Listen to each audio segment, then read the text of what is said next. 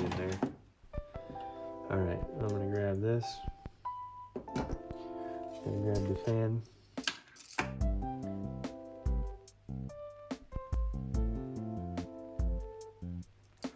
Alright, so here's the plan.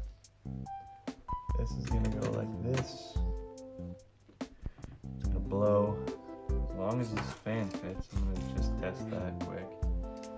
There's a header right up here for that fan, so I'm gonna make sure that points this way. As long as our RAM is in that, I guess even with that RAM in the closest slot, the fan fits. I think I might actually move that because we got the slot, so why not?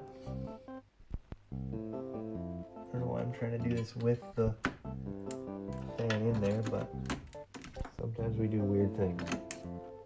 Okay, RAM is in.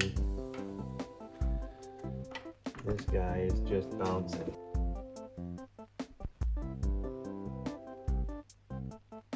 I'm gonna put a big old blob right in there. Alright. Hopefully that's not too much. Or too little. Either one would be bad. Okay. The dust off there. Pull the magic tape off, revealing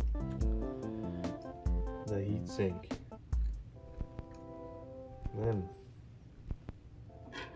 setting it on there, screw it in.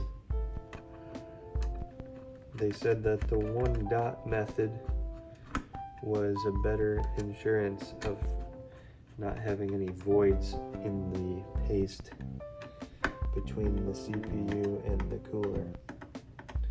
So I'm tightening these down, and they are pushing the cooler against the CPU. I can see a little bit of the paste oozing out, which is probably better than not seeing it at all. And we were tight there. That thing is on there good.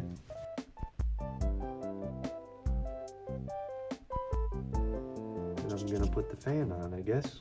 So the fan should go this way with the grate is always the outlet, so that it's blowing air across and straight out the exhaust fan. Gonna put these little clips back on.